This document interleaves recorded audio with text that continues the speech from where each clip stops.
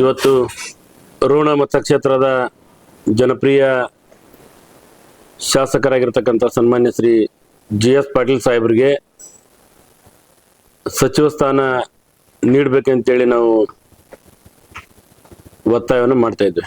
ಯಾಕೆ ಸಚಿವ ಸ್ಥಾನ ನೀಡಲೇಬೇಕು ಅಂತಕ್ಕಂಥ ಒತ್ತಾಯ ಅಂತಂದರೆ, ಗದಗ ಜಿಲ್ಲೆಯಲ್ಲಿ 4 ವಿಧಾನಸಭಾ ಕ್ಷೇತ್ರಗಳು, ಅದರಲ್ಲಿ ರೋಣ, ನರಗುಂದ, ಗದಗ, ಈಗ ಸಿರಹಟ್ಟಿ ಮೀಸಲು ಕ್ಷೇತ್ರ.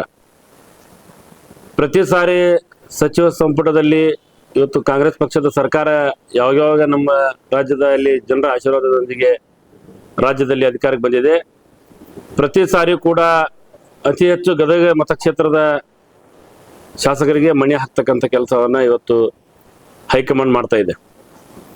ನಮ್ಮ ಒತ್ತಾಯ ಏನಂತಂದರೆ, ರೋಣ ಮತಕ್ಷೇತ್ರದಲ್ಲಿ ಸನ್ಮಾನ್ಯ GS ಪಾಟೀಲ್ ಸಾಹೇಬರು ಯಾವಾಗ ಚುನಾವಣೆಯಲ್ಲಿ ಅವರು ಜಯ ಗಳಿಸಿದ್ದಾರೆ, ಎಂದೂ ಕೂಡ ಅಲ್ಪ ಮತಗಳ ಅಂತರದಿಂದ ಜಯ ಗಳಿಸಿಲ್ಲ. ಅವರು ಸುಮಾರು 25,000 30,000 ಮತಗಳ ಅಂತರದಿಂದ ಅವರು ಜಯವನ್ನು ಗಳಿಸಿರ್ತಾರೆ. ಜನ ಆಶೀರ್ವಾದ ಏನಿರ್ತೈತೆ ಅಂತಂದ್ರೆ, ನಮ್ಮ ಶಾಸಕರು, ನಮ್ಮ ನಾಯಕರು ಶಾಸಕರಾಗಬೇಕು, ಸಚಿವರಾಗಬೇಕು, ರಾಜ್ಯ ಮಟ್ಟದಲ್ಲಿ ಅವರ ಸೇವೆಯನ್ನು ಪಡೆಯಂಗಾಗಬೇಕು ನಮಗೆ ಅಂತಕ್ಕಂಥ ಒಂದು ಉದ್ದೇಶದಿಂದ ಇವತ್ತು ನಾವೆಲ್ಲರೂ ಕೂಡ ಕಾರ್ಯಕರ್ತರು ಆಶಾಭಾವನೆಯಿಂದ ಮತವನ್ನು ಹಾಕಿದ್ದೇವೆ.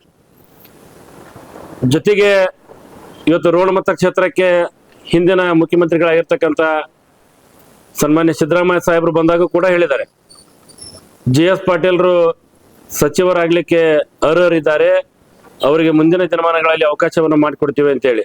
ಅದ್ರ ಜೊತೆಗೆ ಈಗಿನ ಮುಖ್ಯಮಂತ್ರಿ ಆಗಿರ್ತಕ್ಕಂಥ ಸನ್ಮಾನ್ಯ DK ಶಿವಕುಮಾರ್ ಸಾಹೇಬರು ಹಿಂದೆ ಅಬ್ಬಿಗೇರಿಯಲ್ಲಿ ನಡೆದಂಥ ದಸರಾ ದರ್ಬಾರ್ ಕಾರ್ಯಕ್ರಮದಲ್ಲಿ ಸನ್ಮಾನ್ಯ ಈಗಿನ ಮುಖ್ಯಮಂತ್ರಿಗಳಾಗಿರ್ತಕ್ಕಂಥ ಅಂದಿನ KPCC ಅಧ್ಯಕ್ಷರು ಆಗಿದ್ರು ಸನ್ಮಾನ್ಯ DK ಶಿವಕುಮಾರ್ ಸಾಹೇಬರು ಬಂದಾಗ ಏನು ಪಂಚ ಪೀಠಾಧಿಪತಿಗಳಾಗಿರ್ತಕ್ಕಂಥ ರಂಭಾಪುರಿ ಶ್ರೀಗಳ ಸಮ್ಮುಖದಲ್ಲಿ ಭರವಸೆಯನ್ನು ನೀಡಿದ್ದಾರೆ. GS ಪಾಟೀಲ್ರು ರಾಜ್ಯ ಮಟ್ಟದಲ್ಲಿ ಸೇವೆಯನ್ನ ಮಾಡುವಂತ ಅವಕಾಶ ಒದಗಿ ಬರ್ತಿದೆ ಅಂತ ಹೇಳಿ ನಾವು ಭರವಸೆಯನ್ನು ಇಟ್ಕೊಂಡಿದ್ದೇವೆ. ಯಾಕಂದ್ರೆ ಸನ್ಮಾನ್ಯ DK ಶಿವಕುಮಾರ್ ಸಾಹೇಬರು ಕೊಟ್ಟ ಮಾತನ್ನ ಎಂದೂ ಕೂಡ ತಪ್ಪಿಲ್ಲ, ತಪ್ಪುವರಲ್ಲ. ಹಾಗಾಗಿ ಆ ಮಾತನ್ನ ಉಳಿಸ್ಕೊಳ್ಬೇಕಂತೇಳಿ ಒತ್ತಾಯವನ್ನು ಮಾಡ್ತೀವಿ. GS ಪಾಟೀಲ್ರು ರಾಜ್ಯ ಮಟ್ಟದಲ್ಲಿ ಸೇವೆಯನ್ನ ಮಾಡ್ತಕ್ಕಂಥ ಅವಕಾಶ ಒದಗಿ ಬರ್ತಿದೆ ಅಂತೇಳಿ ಯಾಕೆ ಇವತ್ತು ಕ್ಷೇತ್ರಕ್ಕೆ ಬಂದಾಗ, ಜಿಲ್ಲೆಗೆ ಬಂದಾಗ, ಮತಕ್ಷೇತ್ರಕ್ಕೆ ಬಂದಾಗ ಹೇಳಿರ್ತಕ್ಕಂಥ ಮಾತನ್ನ ಉಳಿಸ್ಕೊಳ್ಬೇಕು. ಕಡ್ಡಾಯವಾಗಿ ಸನ್ಮಾನ್ಯ GS ಪಾಟೀಲ್ ಸಾಹೇಬರಿಗೆ ಸಚಿವರ ಸ್ಥಾನ ನೀಡಲೇಬೇಕು. ಇಲ್ಲದೇ ಇದ್ರೆ ನಾವು ಈಗಾಗಲೇ ಆ ಉರುಳಿ ಸೇವೆಯನ್ನ, ದೀಡ್ ನಮಸ್ಕಾರವನ್ನ, ಶಾಂತ ರೀತಿಯ ಹೋರಾಟಗಳನ್ನ ನಾವು ಮತಕ್ಷೇತ್ರದ ಜನತೆ ಇವತ್ತು ಅಭಿಮಾನಿಗಳು ಮಾಡಿದ್ದೇವೆ. ಇವತ್ತು ಅವ್ರಿಗೆ ಅವಕಾಶ ಒಂದು ವೇಳೆ ಏನಾದರೂ ಅವಕಾಶ ಮಾಡಿ ಕೊಡದೇ ಇದ್ರೆ ಹೋರಾಟ ಉಗ್ರ ಸ್ವರೂಪವನ್ನು ತಾಳದಿದೆ. ಮುಂದೆ ಬರ್ತಕ್ಕಂಥ ಚುನಾವಣೆಗಳಲ್ಲಿ ಬಹಳ ಕಾಂಗ್ರೆಸ್ ಪಕ್ಷಕ್ಕೆ ಹಿನ್ನಡೆ ಆಗ್ತಕ್ಕಂಥ ಒಂದು ಸೂಚನೆಗಳು ಕೂಡ ಕಂಡು ಬರ್ತಾವೆ.